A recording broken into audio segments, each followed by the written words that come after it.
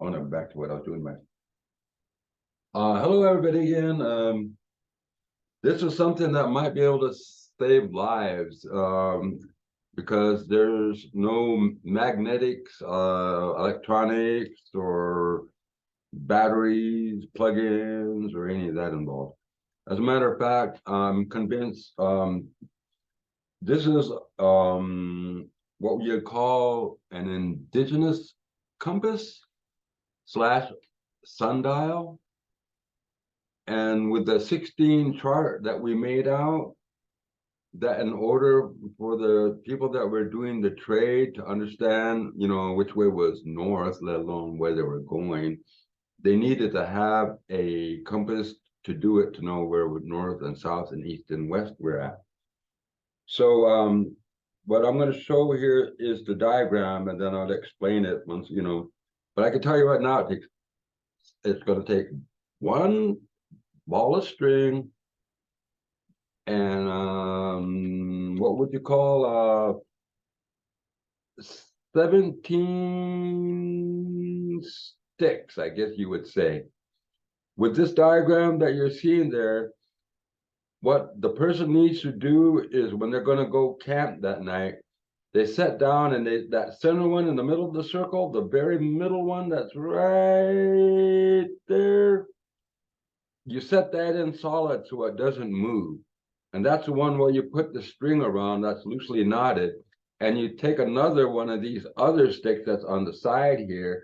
And when the string is there, you use the string to make the outline of the circle. So when you put the string on the stick, you just go around the stick and it makes the circle.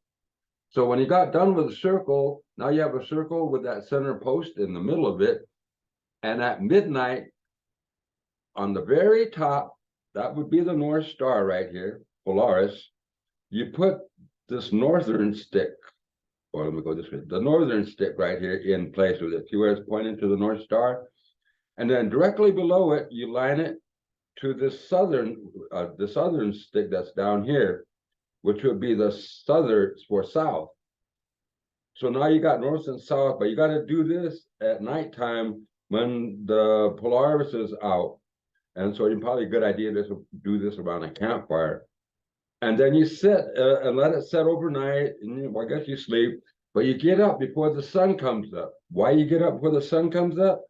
Now that you have that in place and your circles and all of that, you get the other sticks out. And what do you do with that other stick?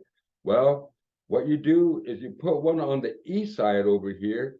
And on the east side, over here is you put the stick is where the sun is rising. See, there's a little sun figure there. And where the sun is rising, it's going to cast a shadow to the center stick, which you line up to the shadow that'll go to the other side. And with the other side, where the circle's at, you put the other stick. And there's your other. So you got your 4 directions in place now. Now, once you have those in place, then you get all of the other sticks and you do it in the southwest, northwest, southeast, and all that, till all 16 sticks are in place. When you have it all in place after that, the layout would tell you which way is north, which way is south, which way is east, which way is west. And then if you need to travel to trade zones and all of that, each individual stick leads you to a specific trade longitude. Like say if the top is 39, the next one to the right would be the 38th latitude. The next one to that would be 37. The next one to that would be 36. And the center one in the middle, which is where my fingers are at, would be 35.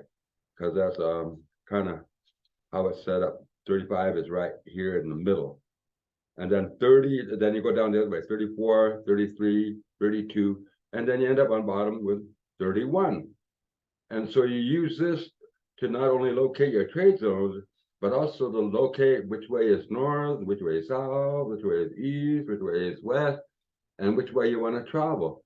Because if you don't have this, most people know that people that don't have a compass, they end up walking in circles and more circles and circles and more circles, and next you know they're just a pile of bones and the buzzards are having a dinner. So this is basically the outline of how an indigenous compass would work and how the people that were working in trade utilized it, not only to trade, but how to navigate across the land. And pretty much how the indigenous compass works. No electricity, no magnetics, no batteries, 17 sticks, one string.